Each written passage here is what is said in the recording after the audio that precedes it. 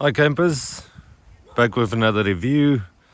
Kleine Eike campsite in the Greyton area. It's about 10 kilometers I would guess from Greyton town. For the non-gravel road campers, be mindful there's a 10-kilometer gravel road towards the farm, from the town to the farm. So if you are on a road caravan or road car or something, just be mindful of that. It's not a bad road, but it is a gravel road.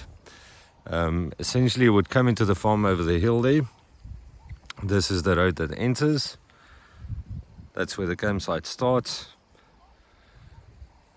and it sits on the bank of the river. This is the bathrooms you see in front here. I'll put in a little clip showing the inside of the men's bathrooms.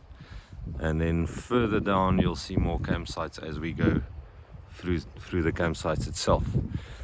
So essentially what you have is campsites on the left of the road, which is not river facing, and then you have campsites right on the banks of the river, which would all be to the right as we walk now.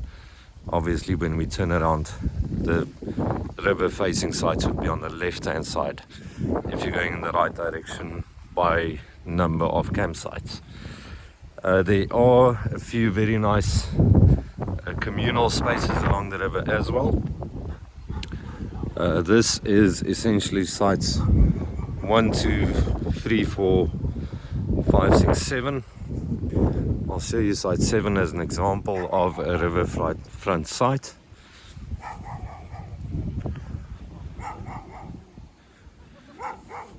Is pet friendly, as you can hear. We've been here 4 nights with the dogs.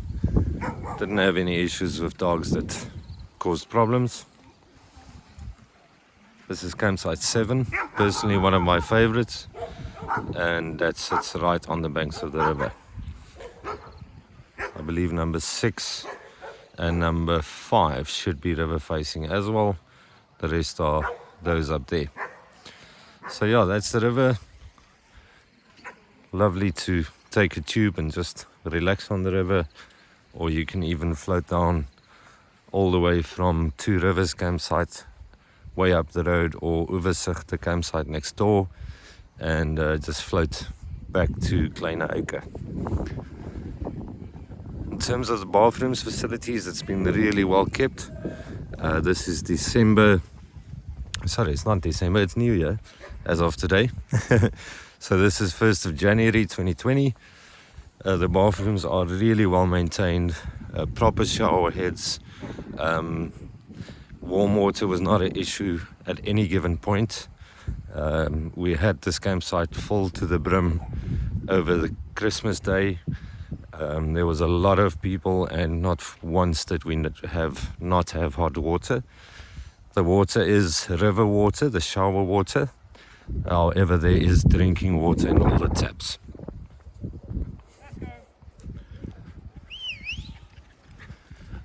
This is site number 10, another example of a river site stand.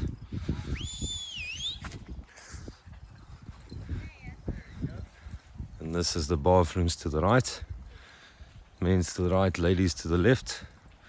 I'll insert an additional video when there's no people in there.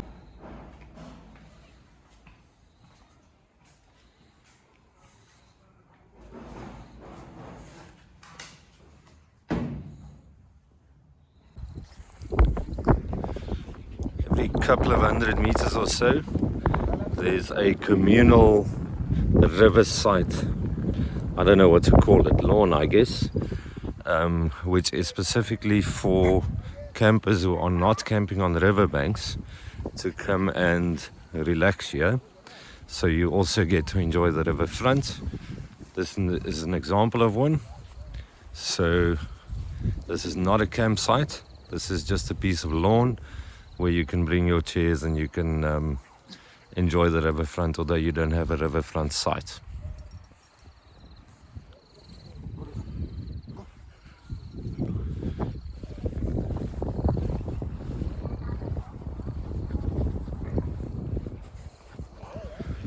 There is wood and ice available on demand. You can pay for it when you leave. So that is there. On Christmas Day, I think it was, we did run out of ice and there was no ice available in the fridge. So just be mindful of that while we're passing. This is site 11, another riverfront site, substantially smaller but nice. And then the other sites again to the right without river frontage. It does face the, call it the cattle pen or field, so there's a few cattle at the back there. It's not like you're not looking at anything. It is nice and open. As I mentioned, pets are allowed, music is allowed.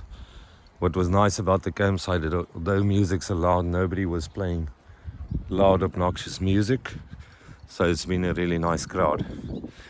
In terms of orientation of your campsite, that is east and this right here is west. So if you are going to be camping, whether you camp on the riverside or not, I'll just use this plot number 15 to explain the concept to you. It gets really hot in Greyton in summer, can get up to 40 degrees on some days. Luckily they don't have a lot of wind in this area, so I don't think that's of concern.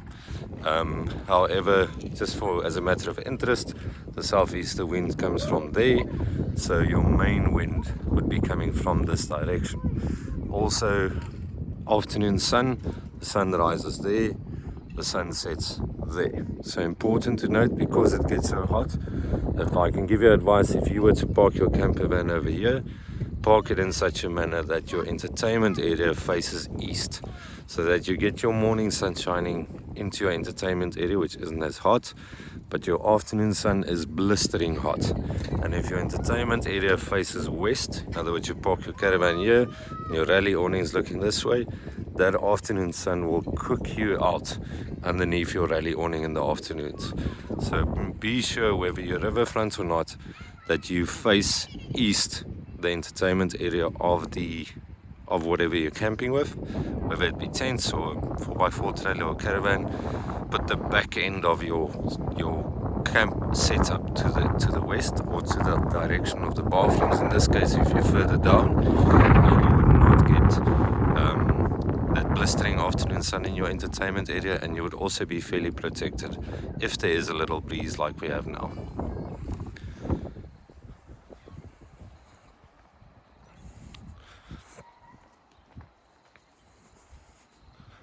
Going further down the campsite, it's pretty much the same thing, so I'm going to keep the video short and sweet. There's 220 volts electricity on every single site. We haven't had any problems with power surges or anything like that, so that's good. Just be mindful of the water taps. It's not got a normal, call it a gardenia nozzle connection. It's a different connection, so make sure you bring spares or whatever you might need to make the water work for you. I'll just put a photo of the nozzle. This is site 14, the riverfront site. We'll just take a walk down here for interest's sake.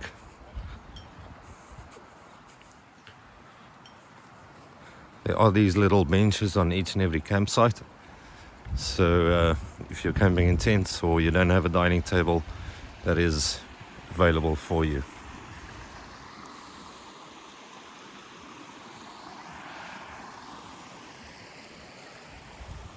What's nice about the riverfront sites is they are mostly shaded, so the sun orientation, etc., is not as much of an issue, because they have these big trees lining the entire riverbed.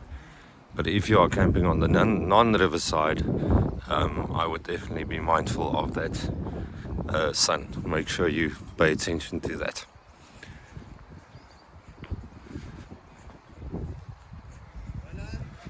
There's various activities here for kids also.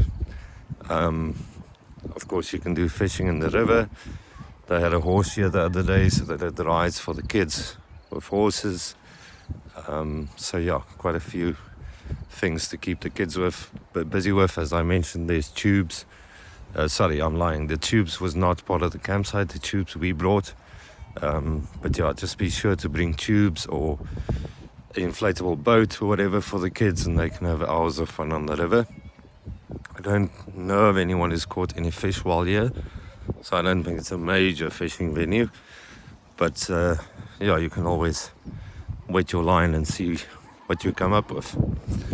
This is an example of the field you'll be overlooking when you camp on the non-river side. These bins are on each and every site. They clean them daily, so your rubbish is removed and everything. Of course, the town of Greyton is absolutely gorgeous. So if you haven't been to Greyton, I would definitely recommend you make a trip to it. And yeah, maybe come and camp at Kleine Eike. So this is the end of the campsite. Nice and fairly small. Nice bunch of people. Everyone's been really respectful. And yeah, just really enjoyed staying here. As always, please like, subscribe so we can continue bringing you these videos. And if there's any campsites you would like us to specifically review, let us know. And we will do our very best to send you a review on it. Thank you. Have a good New Year's. May 2020 be a blessed one for you. And take care.